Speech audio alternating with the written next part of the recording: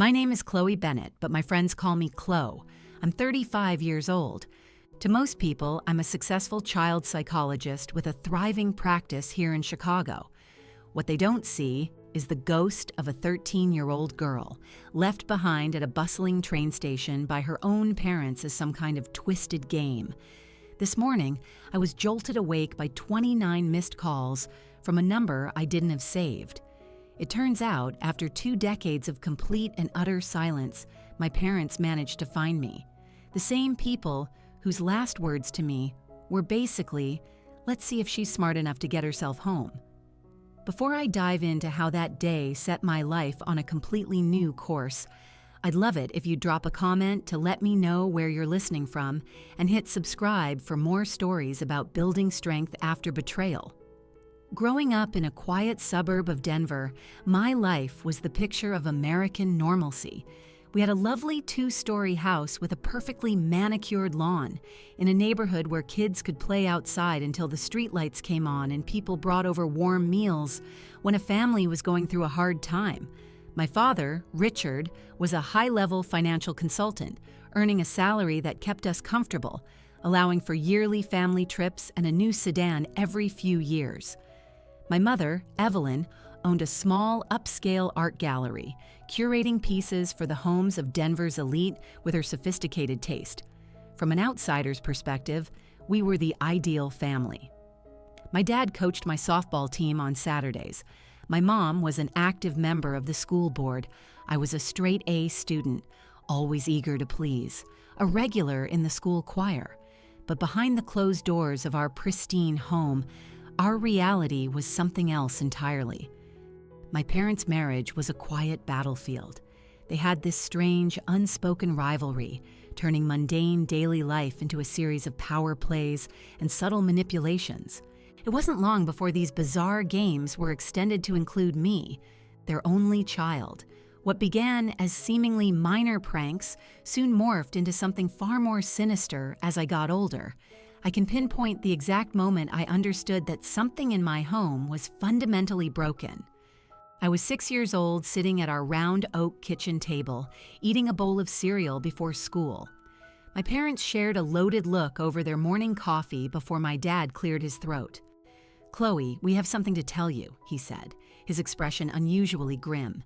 "You're adopted. Your birth parents didn't want you, so we stepped in." My spoon fell from my hand and clattered onto the floor. Tears instantly welled in my eyes. I didn't fully grasp what adopted meant, but the weight in his voice told me it was a terrible, shameful thing. I started sobbing, my small body shaking, until my mother finally let out a sharp laugh. "April Fools," she declared. "Oh, you should see the look on your face." It was April 1st. They found it absolutely hysterical. I spent the entire day at school with a knot in my stomach, wondering if maybe, just maybe, it was actually true. A couple of years later, my mother took me on a shopping trip to a massive downtown department store. While we were looking at dresses, she simply disappeared. I looked around, my heart starting to pound, calling for her through the dense racks of clothing. A store employee eventually found me, crying near the escalators. When my mom finally reappeared almost an hour later, she just shrugged. "You need to learn to be more aware of your surroundings," she said, as if it were a planned lesson. When I was 9, after a family picnic at a state park, my parents got in the car and pretended to drive off, leaving me standing alone in the parking lot. I sprinted after them for what felt like miles, my lungs on fire, utterly convinced they had forgotten me, before they finally stopped the car, both of them laughing at the sheer panic on my face. At 10, they locked me out of the house in the middle of a cold autumn evening as a survival test, forcing me to huddle in our drafty garden shed for hours before they casually let me back inside. They called these events life lessons, insisting they were designed to forge my character and teach me resilience. My grandmother Margaret, my father's mother, would visit from out of state, and her brow would always furrow with worry when she witnessed these interactions. I once overheard her confronting my father in the kitchen. "Richard, this isn't right," she said, her voice strained with concern. That child is terrified of you both. She's walking on eggshells." My father was completely dismissive. "Mother, you smothered me," and I turned out soft. Chloe needs to understand how the real world operates. No one's going to coddle her through life. My Aunt Susan, my dad's younger sister, was the only person who consistently showed genuine compassion. Whenever she visited from San Francisco, she'd find a moment to pull me aside and ask gentle, probing questions about my life at home. I quickly learned to give vague, non-committal answers, terrified that any complaint would just make my situation worse. At school, I carved out an identity as the perfect student. I was the first to raise my hand, I turned in every assignment ahead of schedule, and I never, ever got into trouble. My teachers would praise my maturity and dedication, completely unaware that it was all a desperate attempt to control at least one part of my chaotic life. I figured if I could be flawless at school, maybe I could avoid being the target of my parents' twisted games at home. Despite my best efforts, I developed a gnawing, persistent anxiety. Sleep became a luxury. I would jolt awake at the slightest sound and developed a ritual of checking the lock on my bedroom door multiple times before I could even try to rest. I became hyper-vigilant, constantly scanning my parents' faces for any sign of their next lesson.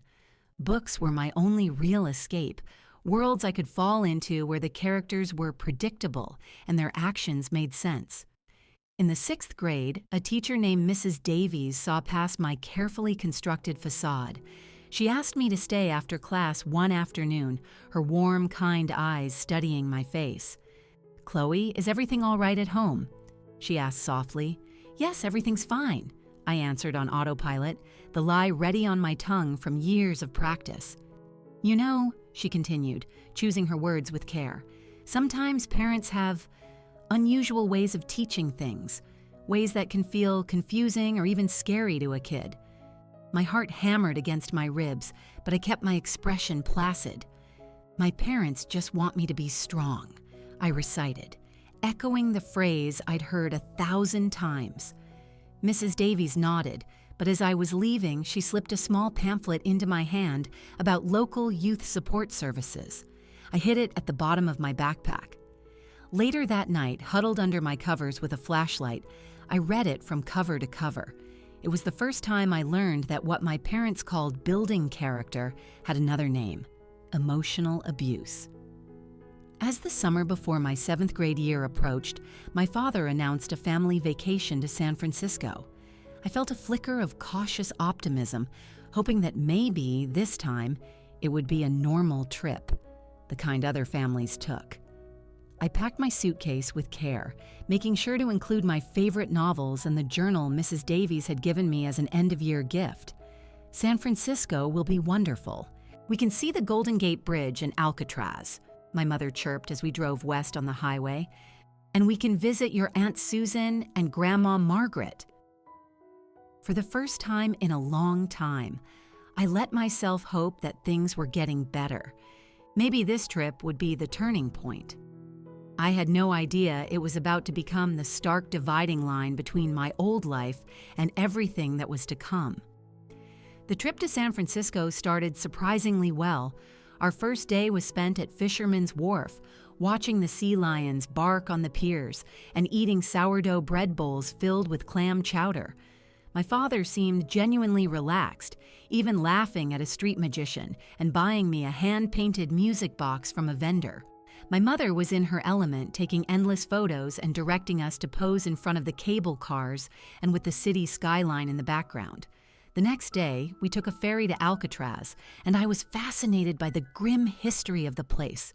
My parents even held hands as we walked around, pointing out landmarks across the bay. I tried to burn these moments into my memory, collecting them as proof that we could be a happy, normal family.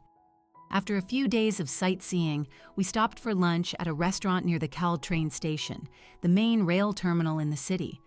I was almost 13, and I was savoring the feeling of peace that had settled over our table. "That's a magnificent old train station across the street," my father commented as we waited for the check. "Chloe, you're always reading about history. Why don't you go take a look around while your mother and I finish our coffee? We'll meet you by the main entrance in 20 minutes. The suggestion seemed completely innocent. The station was just a short walk away, and I was old enough to explore a public space by myself for a little while. I nodded, excited by his rare acknowledgement of my interests. The station was as grand as he'd said, with high vaulted ceilings and a beautiful old clock hanging over the main hall. I wandered through the concourse, admiring the mosaic floors and the long, polished wooden benches where people waited for their trains. It was a busy afternoon with a mix of commuters and tourists bustling through the space. "You can go look at the platforms, too," my mother said, suddenly appearing at my side. I hadn't even heard them come in. "There's a vintage train on display on track 5. Your father and I are just going to use the restroom, but we'll meet you right back here at the main doors in a few minutes." I nodded and walked toward the platforms, following the signs for track 5. The platform was long, but I didn't see any special vintage train, just a standard commuter train getting ready to depart. Feeling confused, I turned to go back to the main hall, expecting to see my parents waiting for me, but they weren't there. At first, I figured they were just taking a while, so I waited patiently by the entrance, watching the hands on the giant clock slowly move. 5 minutes passed, then 10. After 20 minutes, a familiar knot of anxiety began to tighten in my chest. I started to walk through the station again, checking every corner, the waiting areas, the restroom entrances. "Mom? Dad?" I called out, my voice trembling slightly. I approached a friendly-looking woman. "Excuse me, have you seen a man and a woman?" He's tall with dark hair, and she has short blonde hair. The woman shook her head. "I'm sorry, sweetie. Are you lost?" "No," I insisted. "I'm just looking for my parents. They were supposed to meet me right here." After about 45 minutes of searching, I went back to the restaurant where we had eaten. Maybe I had misunderstood them. The hostess remembered my family. The couple with the teenage daughter? "Yes, they paid and left about an hour ago," she said. The cold, hard truth began to wash over me. This was another lesson. This was another one of their games, but this was on a scale so much bigger than anything they had ever done before. We were in San Francisco, hundreds of miles from our home in Denver, in a city where I only knew my aunt and grandmother, but I didn't have their phone numbers memorized. I went back to the station and sank onto a bench, fighting back tears as the afternoon sun began to set. They had to come back. They would come back. This was just a cruel joke to scare me for an hour or two. As evening fell and the station started to empty out, a security guard named Bill approached me. His face was kind but etched with concern. "Young lady, are you waiting for someone? The station's about to close to the public." I tried to hold it together as I explained what happened, but my voice broke. "My parents, they told me to meet them here, but they never came back. We're visiting from Denver." The guard's expression immediately shifted from concern to alarm. "How long have you been waiting here?" "About 5 hours now," I admitted, the tears finally starting to fall. "Do you have their phone number?" he asked gently. I nodded and recited my father's cell number, which I'd been forced to memorize for emergencies. The guard dialed the number, but it went straight to voicemail. He tried several more times over the next hour, but with no luck. By the time it was completely dark, Bill had taken me to the station's security office and called the police. Officer Ramirez arrived, a woman with compassionate eyes and a calm demeanor, who got me a bottle of water and a bag of chips from a vending machine. "Chloe, we're going to get this sorted out," she promised me. "This is not your fault." The police tried calling my parents all night. They checked local hotels. They even managed to find a number for my grandmother's house, which I knew was somewhere in the city, but couldn't give them an address for. Finally, around midnight, nearly 10 hours after I'd last seen them, my father answered his phone. I could only hear Officer Ramirez's side of the conversation, but her expression said it all. "Sir, we have your daughter, Chloe, here." "Yes, at the Caltrain station." "She's been here since this afternoon." "No, sir, that is not." Sir, leaving a 13-year-old child alone in a major city is not a character-building exercise. I understand your philosophy, but... She pinched the bridge of her nose and took a deep breath. Mr. Bennett, you need to come to the station immediately and pick up your daughter. No, sir, this is not a request. We are treating this as a child welfare concern. When she hung up, she sat down next to me. Your father said they're at a hotel about 30 minutes from here. They're on their way. What did he say? I asked in a small voice. Why did they leave me? Officer Ramirez chose her words carefully. He said they were teaching you a lesson in self-reliance. He said you knew how to get home, and they wanted to see if you could figure it out. The betrayal was a physical blow. They had literally abandoned me in a strange city with no money and no phone, as a test, a game, to see if I could somehow find my way back to Denver on my own. Would they have ever come back if you hadn't found me? I whispered. Officer Ramirez's silence was all the answer I needed. I spent that night in the police station trying to sleep on a lumpy couch under a thin, scratchy blanket. The next morning, a social worker named David arrived. He had tired eyes but a kind voice. He sat with me and asked questions about my life at home, the jokes, the lessons, all the times I had been left alone or deliberately frightened as part of my parents' so-called parenting. Chloe, what you're describing is very serious, David said. Has anyone ever talked to you about emotional abuse? The pamphlet from Mrs. Davies flashed in my mind. My teacher gave me something to read about it, I said. He nodded. Your parents' behavior fits that description perfectly. Kids need to feel safe and secure to grow up healthy, not constantly afraid and on edge. Our conversation was cut short by the arrival of my parents. My mother was wearing oversized sunglasses, and my father had on the tight, forced smile he always used when he had to deal with people he thought were beneath him. They didn't hug me. They didn't ask if I was okay. They just gave curt nods to Officer Ramirez and David. This entire situation has been blown completely out of proportion, my father announced. Chloe is a smart girl. She has emergency money. She knows our number. This was a valuable lesson in independence that's been turned into some kind of melodrama. My mother nodded in agreement. We were checking on her the whole time from a distance. She was never in any real danger. Officer Ramirez's face hardened. Mr. and Mrs. Bennett, we have security footage showing you left the station and did not return. Your daughter was alone for nearly 10 hours. We were teaching her to be self-reliant, my father insisted, his voice rising. Children today are completely coddled. By abandoning her in another state, David interjected calmly, Sir, I'm opening a file with Child Protective Services. This goes far beyond a parenting philosophy. This is neglect. The looks of shock, then pure outrage, on my parents' faces were unforgettable. This was not how their games were supposed to end. The drive back to Denver was suffocatingly silent. I sat in the back, pressing myself against the door, as far away from them as I could get. Back home, the silence erupted into hushed, angry arguments. They started talking about me as if I wasn't even there.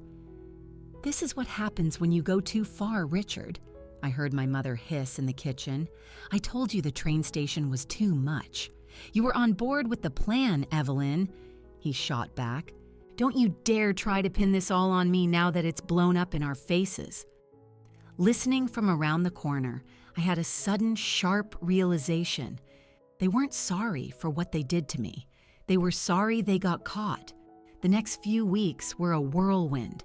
My Aunt Susan drove all the way from San Francisco as soon as she heard. The moment she saw me, she wrapped me in a fierce hug. I knew something was wrong, she whispered, her voice thick with anger. I should have done more. A caseworker named Diane started making weekly visits. During these visits, my parents would transform into the most caring, concerned parents imaginable, talking about how they got carried away and were so remorseful. But in private, their resentment toward me festered. I was the reason for all their problems, the reason strangers were now in their home, judging them. Then, about 3 months after the San Francisco incident, I overheard a conversation that changed everything. My parents were in their home office, the door cracked just enough for me to hear.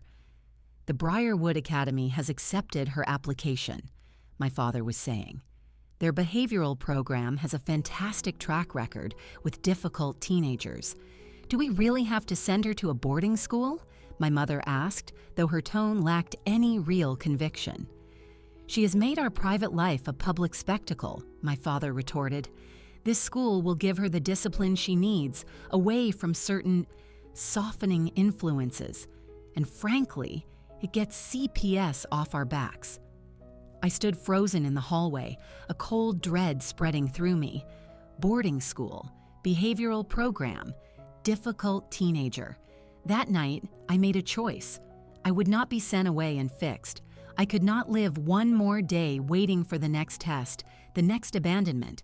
My chance came 2 weeks later. My parents left for a weekend trip to a financial conference in Vail. The second their car was out of sight, I ran to the phone and called Aunt Susan. "I need your help," I said, my voice shaking. "They're planning to send me away, to a behavioral school. I can't stay here." There was no hesitation in her voice. "Pack a bag with only what you need. I'll be there in the morning." At 13, I didn't know much about the law, but Aunt Susan did. She picked me up and we drove straight to a lawyer's office in downtown Denver. "We're filing for emergency custody," she explained, "based on the existing CPS case and what happened in San Francisco. The next few weeks were a blur of courtrooms and legal meetings. I had to testify in front of a judge, describing not just the train station, but the years of lessons that came before it." My parents returned from their trip to find me gone and a court summons on their doorstep. Their reaction was predictably explosive, with angry calls and threats. But for once, the system worked. The judge granted temporary custody to Aunt Susan. I moved to her apartment in San Francisco and started at a new school. At the full custody hearing a month later, my parents and their expensive lawyer tried to paint me as a manipulative, troubled teen. But the evidence, my journals, Mrs. Davies' testimony, the police reports from the train station, and a psychological evaluation that diagnosed me with severe anxiety consistent with long-term emotional abuse, told a different story. The judge granted extended custody to my aunt. As my parents left the courtroom, my father glared at me. "You'll regret this little performance, Chloe," he seethed. But his words had lost their power. I was finally free. Life with Aunt Susan was a revelation. It was quiet. It was safe. She knocked on my door. She asked for my opinion. She taught me what a family was supposed to feel like. I started seeing a therapist, Dr. Klein, who specialized in childhood trauma. She helped me understand that what my parents did was about their own brokenness, not my worth. My parents fought for custody for a while, but their efforts fizzled out when the court ordered them to undergo their own psychological evaluations. 6 months after I moved to San Francisco, they gave up. They sold the house in Denver and moved to Florida for a fresh start. They didn't even say goodbye. With the court's blessing, I legally changed my last name to my aunt's. I was Chloe Foster now. I excelled in high school and earned a scholarship to study psychology at UC Berkeley. I wanted to understand the kind of minds that could mistake cruelty for love, and I wanted to help other kids who had been through similar things. Aunt Susan was my biggest cheerleader, my rock. When I got into a top graduate program in Chicago, she was the one who pushed me to go. "You have earned this life, Chloe," she said. "Go build it." I had one last communication from my parents, an email on my 18th birthday. It was cold and brief. "We have done our best with a difficult child. Your father has a new job. Your mother has opened a gallery in Naples. Address enclosed for your records." I showed it to Dr. Klein, and we crafted a simple reply. "I am doing well. I do not wish for further contact. Please respect my boundary." And for 20 years, they did. Chicago became my home. I built a life from scratch. No one knew me as the girl from the train station. I was just Chloe Foster, a doctoral student. I made friends, I dated, I even adopted a goofy golden retriever named Gus. I finished my PhD and took a position at a leading trauma center specializing in adolescents from unstable homes. I never shared my personal story with my patients, but they knew I understood. At 32, I bought my own condo. The day I signed the papers, I called my aunt, my voice choked with emotion. "I have roots now," I told her. "I'm staying." Then, Aunt Susan passed away after a battle with cancer. It was devastating. We held a small service for her in a garden she loved. The local paper ran a short obituary which ended with, "She is survived by her beloved niece, Chloe Foster of Chicago," and that's how they found me. 6 months after she died, I woke up to the 29 missed calls. My world tilted on its axis. My father's voice on the voicemail, unchanged by 2 decades, sent a tremor of pure panic through me. My partner, Mark, found me on the floor just staring at my phone. "Chloe, what's wrong?" "It's them," I whispered. "My parents. They found me." The next few days were a siege. Calls, texts, emails from my mother about a family emergency. Messages on my professional social media pages from cousins I barely remembered. Mark was my anchor. "You don't owe them anything," he reminded me over and over. 20 years of silence, and now they demand your attention? Number. My therapist, Dr. Evans, agreed. "What do you want, Chloe?" It was a harder question to answer than it should have been. A part of me, the logical part, wanted nothing to do with them, but another part, the wounded child inside, was curious. Had they changed? Did they feel any remorse? A letter arrived, written on my mother's elegant stationery. It was 4 pages of justifications. We were young and believed in raising self-sufficient children. Society's views on parenting have shifted. Your father has had some health scares that put things in perspective. The words sorry or apology were nowhere to be found. The final paragraph held the real reason for their sudden reappearance. As we get older, we realize family is what matters. Your father's health has made us consider relocating. Chicago has such wonderful hospitals. The pressure mounted.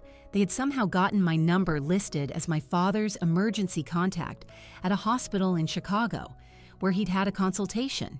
They had traveled to my city, trying to force a connection through a manufactured medical crisis. I was exhausted. I decided I needed one final, controlled interaction to get the closure I needed. I arranged to meet them in a public park near my office. Mark waited at a coffee shop across the street, just in case. Seeing them in person was surreal. My father looked frail. My mother's face was an unnaturally smooth mask. "Chloe," she began, moving to hug me. I took a step back. "I go by Chloe," I said, my voice steady.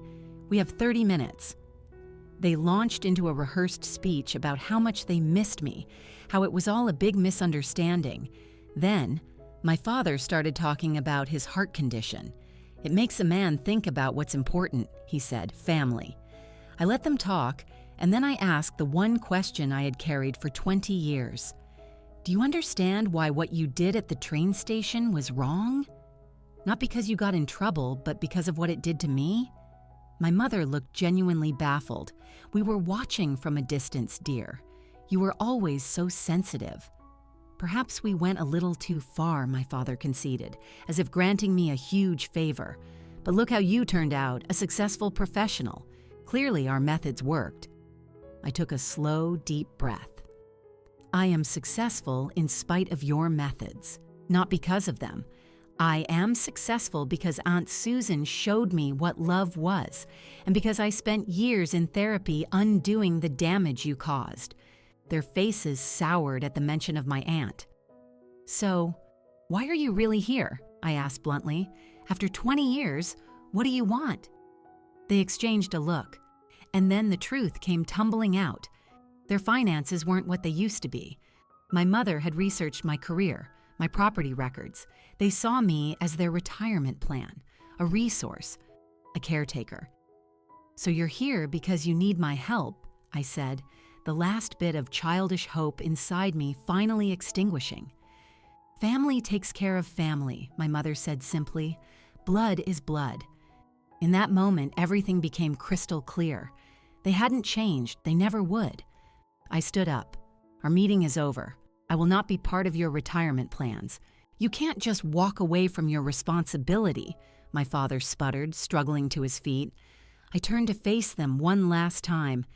You taught me about responsibility. You taught me that my first responsibility is to myself. I have a family, a real one built on love and respect, not manipulation. I am honoring my responsibility to them. My mother called after me, her voice shrill. You'll regret this when you're old and alone. I didn't look back.